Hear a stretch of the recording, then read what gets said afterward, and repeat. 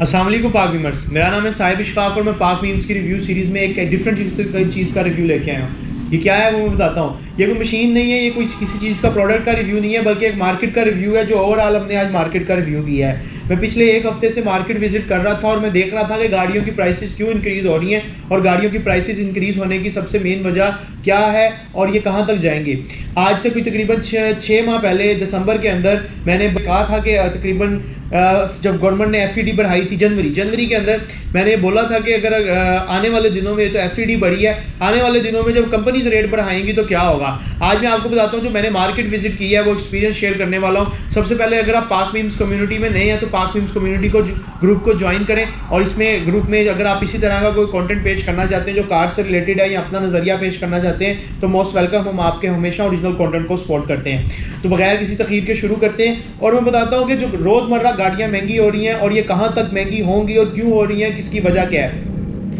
इसकी सबसे बड़ी वजह जो गाड़ियाँ महंगी होने की है वो कहीं ना कहीं गवर्नमेंट भी है, कहीं ना कहीं कंपनीज भी हैं और कहीं ना कहीं हमारा कस्टमर भी है। जबकि कस्टमर एक रेट महंगा होने के बाद गालियाँ किसको देता है, माफिया को देता है, कंपनी को देता है, गवर्नमेंट को देता है। जबकि कहीं ना कहीं इसकी मेन वजह जो है गवर्नमेंट के बाद कस्टमर है, जिसमें डीलर डीलर है वो दरमियान वाला सेंटर पर्सन है जो कि ना यहाँ देख सकता है ना वहाँ देख सकता है। अब मैं बताता हूँ कि मेन वजह क्या है। हम लोग कोई भी गाड़ी खरीदना चाहते हैं तो हम उसके ऊपर ऑन भरते हैं। आप इस बात से नज़रिए से इख्तलाफ भी कर सकते हैं, लेकिन अगर देखा जाए तो जो मैंने इस बार रिसर्च की है उसके ऊपर मैं यहाँ तक पहुँचा हूँ कि मार्केट में कंपनी विजिट करती है कि कंपनी के फलां प्रोडक्ट के ऊपर कितना ऑन चल रहा है। तो कंपनी के जिस प्रोडक्ट के ऊपर जितना ज़्यादा ऑन चल रहा होता है मार्केट में, कंपनी अपनी उस गाड़ी का उस प्रोडक्ट का उतना ही रेट बढ़ा देती है। फॉर एग्जांपल अगर हम ऑल्टो को ले लें, ज़ीरो क्वालिटी के साथ, कुछ अर्सा पहले मैंने ऑल्टो के ऊपर जब वीडियोस और पोस्ट बनाना शुरू की और मैंने उसमें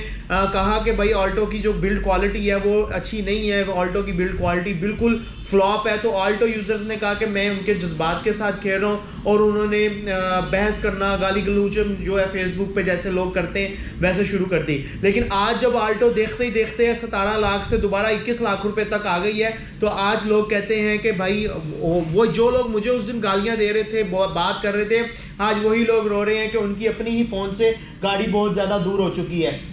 तो कहने का मकसद ये है कि जिस तरह प्राइसेस इंक्रीज़ हो रही हैं और जिस तरह से गाड़ियों की प्राइसेस इंक्रीज़ हो रही हैं, इसमें कहीं ना कहीं सबसे बड़ा हाथ जो है इन्वेस्टर का है, उसके बाद कंपनी में जो मार्केट में जो डीलर्स हैं उनका है, उसके बाद कस्टमर का सबसे बड़ा हाथ भी इसके अंदर है। क्योंकि कस्टमर जब एक दफ़ा अपनी गाड़ी का ऑन भर देता है तो उसके बाद कंपनी भी उतनी ही प्राइस बढ़ाती है कि जितना कंपनी के मार्केट के ऑन चल रहा होता है। फॉर एग्जांपल ऑल्टो के ऊपर 18 लाख रुपए की ऑल्टो है, इस पे 2 लाख रुपए ऑन चल रहा है। आपने देखा होगा कि गवर्नमेंट ने एफईडी जब बढ़ाया उसके बाद कंपनी ने जितना मार्केट में कंपनी की प्रोडक्ट के ऊपर ऑन चल रहा था, कंपनी ने भी अपने ही मार्केट का जो रेट है, अपनी प्रोडक्ट का जो रेट है वो उतना ही बढ़ाया। ऐसे ही अगर हम बाकी कंपनीज की तरफ आ जाएं, टोयोटा की तरफ आ जाएं, टोयोटा की जो मोस्ट सेलिंग प्रोडक्ट है यारस है, उसके बाद ग्रैंडे है, उसके ऊपर भी आ जाए, जितना उसके ऊपर ऑन मार्केट के अंदर कस्टमर ऑन द स्पॉट देने को तैयार था, इस वक्त उतनी ही प्राइस उसकी बढ़ जाती है। इसका मतलब है कि जो प्राइस बढ़ती है उसके पीछे कहीं ना कहीं अगर हम रोते हैं तो उसके पीछे हाथ भी हमारा ही है कि फलां गाड़ी की प्राइस इतनी बढ़ गई, फलां गाड़ी की प्राइस इतनी बढ़ गई। क्योंकि अगर इस बॉल पॉइंट की कंपनी प्राइस है कि अगर हम 50 रुपये है तो अगर हम उसको 60 रुपये में ख़रीद लेते हैं कि भाई कंपनी की चीज़ आनी है, शॉर्ट है, तो फिर हम कंपनी भी उतना ही रेट बढ़ाती है।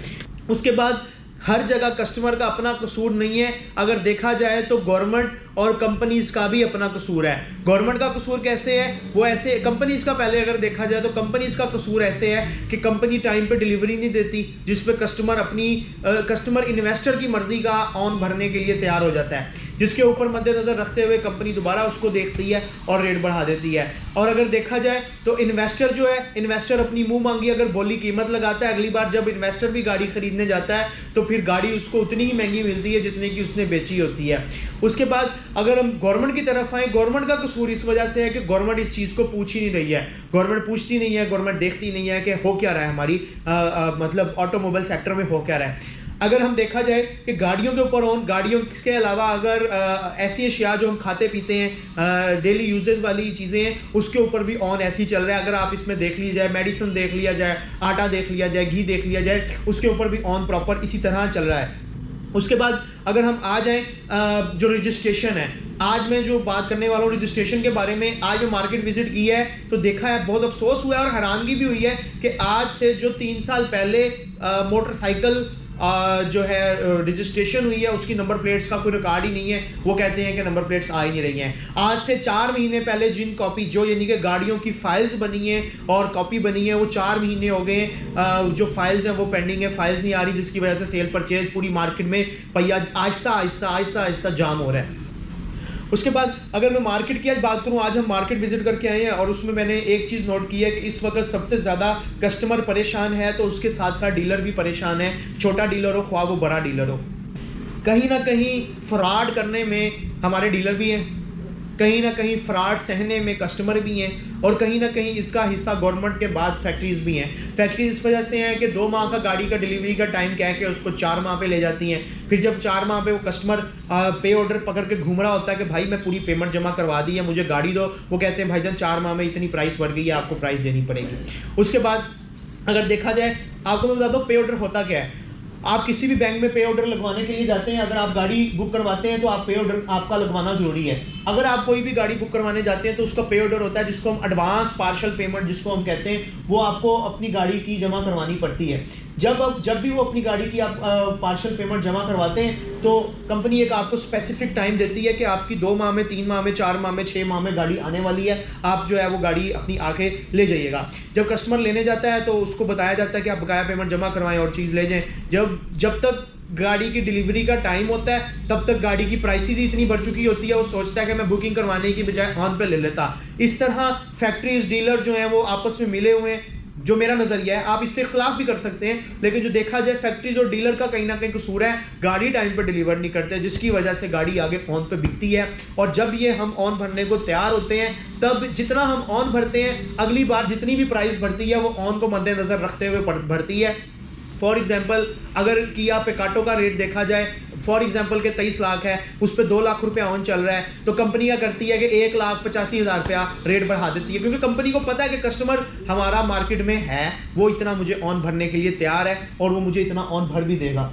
तो ऐसे ही सिस्टम चल रहा है और चलता आया है। मेरे ख्याल से कि आने वाले दिनों में ये रेट्स तो इंक्रीज़ होंगे, जैसे जैसे रेट इंक्रीज़ होंगे ऑन भी बढ़ता जाएगा, क्योंकि अब हर बंदे के ज़हन में यही आ चुका है कि भाई जो मैंने गाड़ी ख़रीदनी है इतने अरसे के बाद, वही मैं आपको जो है ऑन भर के ले लेता हूँ। और मार्केट भरी पड़ी है इस वक्त ऑन से, और मजबूर हैं लोग ऑन देने पे, और ये इसका कहीं ना कहीं कसूरवार गवर्नमेंट को ठहराना चाहिए, जो टाइम पर डिलीवरी टाइम पे अपनी जो है वो चीज़ें पूरी नहीं कर रही। इसमें किसी किस्म का कोई ऐसी चीज़ नहीं है कि मैं किसी के ख़िलाफ़ बात कर रहा हूँ। जो मार्केट में इस वक्त सूरत हाल चल रही है, मैं आज भी गया, पिछले 1 हफ्ते से मैं मार्केट विजिट कर रहा हूँ और मैंने यही देखा है कि यही सब कुछ चल रहा है। तो अगर आप मेरी बात से इख्तिलाफ रखते हैं तो कमेंट्स में ज़रूर बताएं, अगर इस चीज़ से एग्री करते हैं तो भी कमेंट्स में ज़रूर बताएं।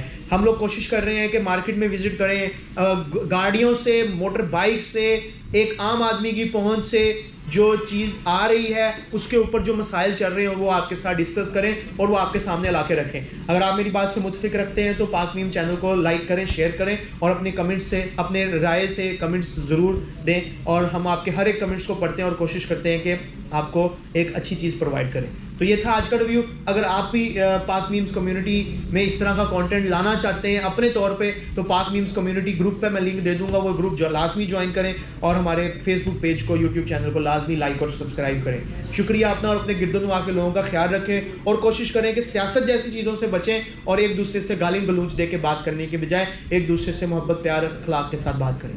तो यह था आज का रिव्यू। मैं उम्मीद करता हूँ आपको पसंद आया होगा। अपना ख्याल रखिएगा। अल्लाह हाफ़िज़।